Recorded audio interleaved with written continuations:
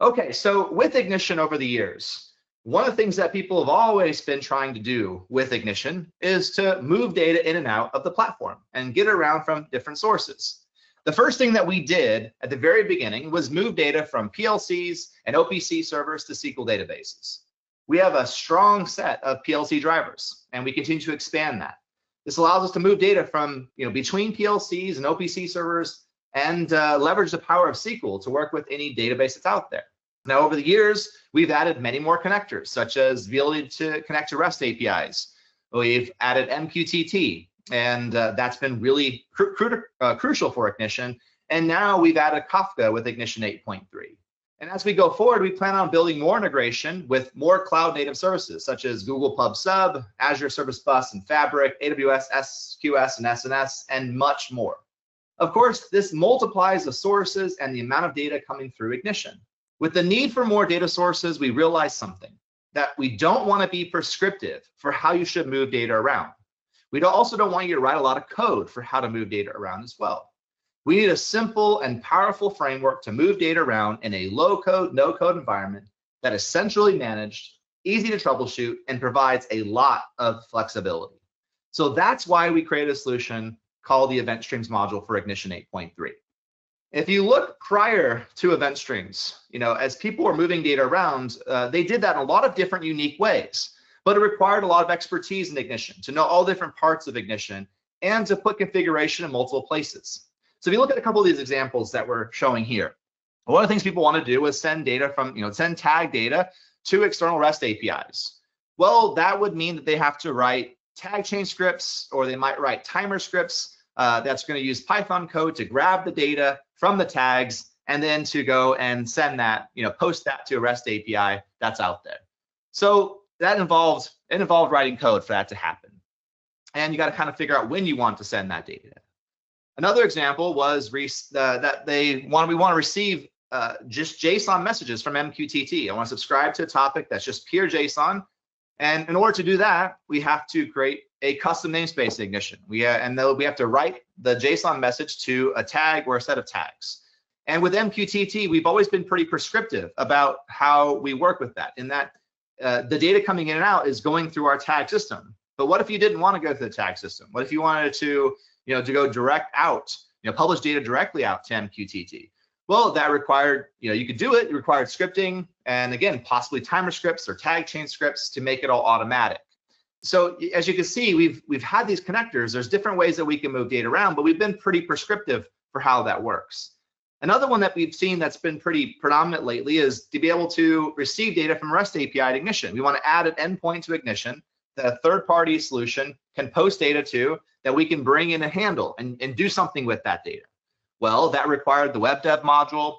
It required writing Python code to handle it. So you can kind of see a theme here, right? Is that in order to really do the more advanced ways of moving data around between the different sources, we had to kind of figure out where that's going to be configured in Ignition, and often that meant we're going to write some code. Now, all of these examples and many more are now extremely easy to do with event streams, and we'll show how that works here today. So there are many high-level reasons to use the event streams module in your Ignition system. First of all, it really levels up Ignition's data ops capabilities. It makes it quick and easy to set up data pipelines and to coordinate with other teams, which is critical for data ops. It's highly extensible because its capabilities will keep expanding as new modules are introduced, and you can extend it through the SDK, as I'll demonstrate here today. And it promotes highly decoupled architectures, which is great for scalability. Event streams let you connect your data and systems intuitively. It gives you a centralized way to map event data with greater ease and speed. It's ready out of the box with an intuitive user interface, and you can quickly connect subsystems through a pipeline where you can filter, transform, and batch data however you want in a low-code, no-code environment. It helps you save time and effort connecting and managing data from external sources, and it allows you to create data endpoints from a range of sources like tags, SQL databases, REST APIs, IoT services, cloud providers, and much more.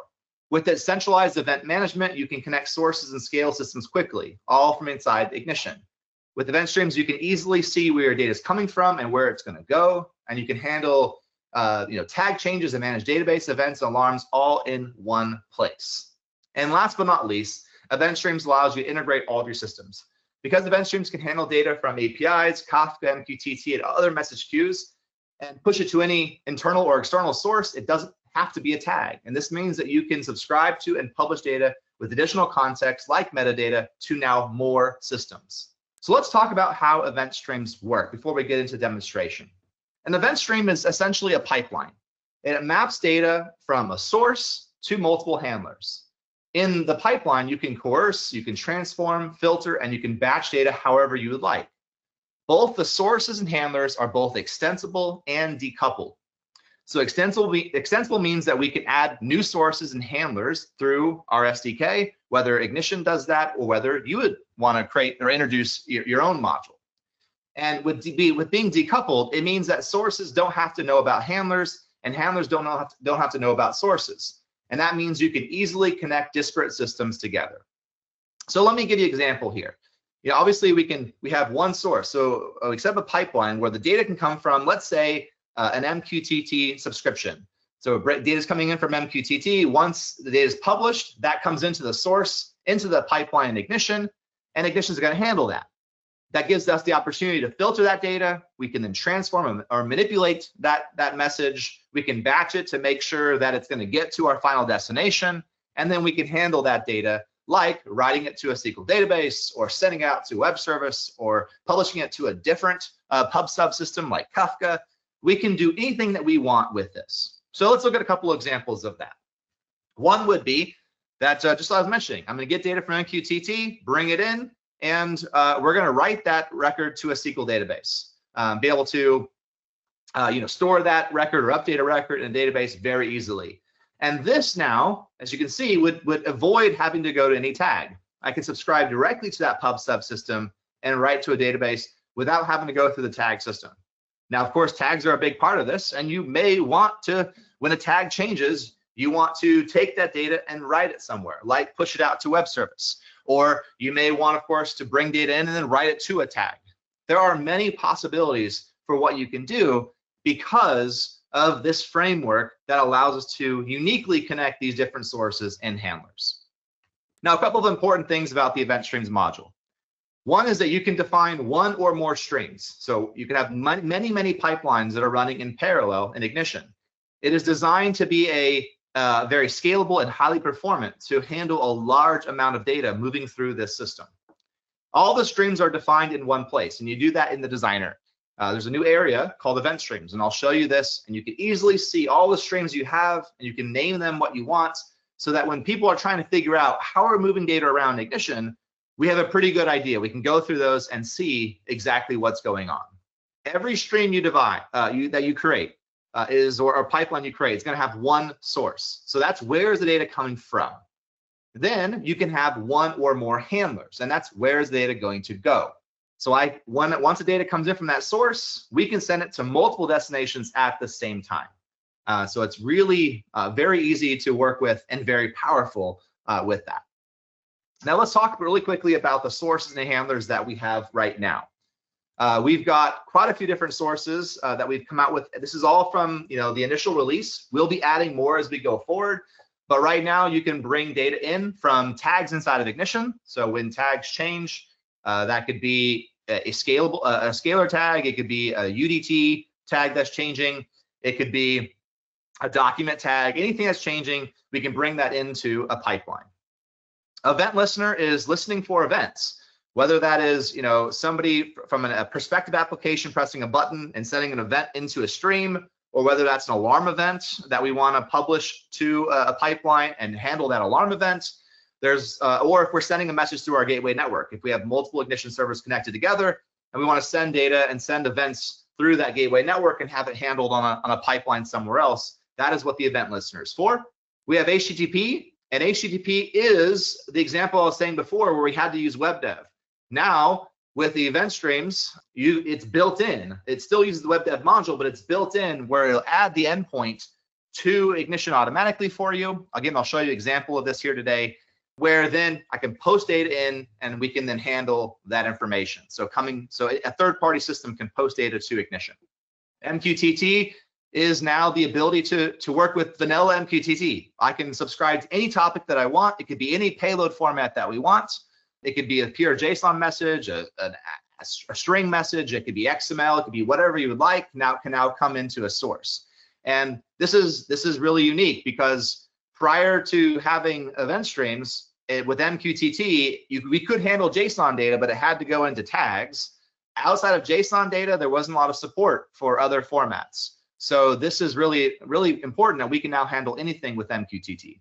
Of course, Sparkplug is still an important part, important payload specifications for MQTT. We can handle that here, where we can listen for a particular message coming in from Sparkplug and handle that data.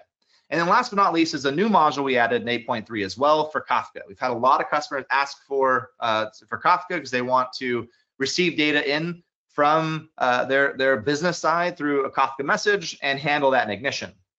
So those are all these streams that we have, or the sources that we have here on the initial release. As I said, this is extensible. We will be adding more sources as we go forward.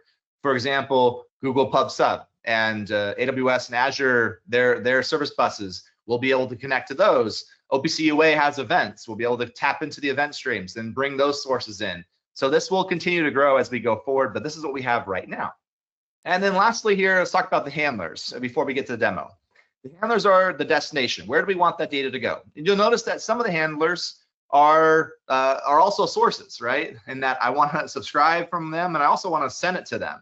So there's some overlap because the sources are bringing data in, and the handlers are sending data out.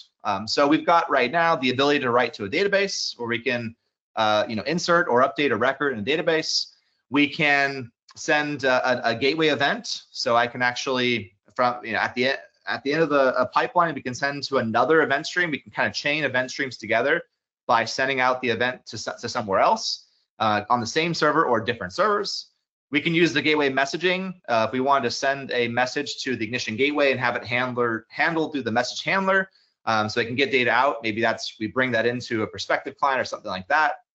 We have the ability, of course, to write to an HTTP to a REST API, send data out to REST API. We can publish to Kafka.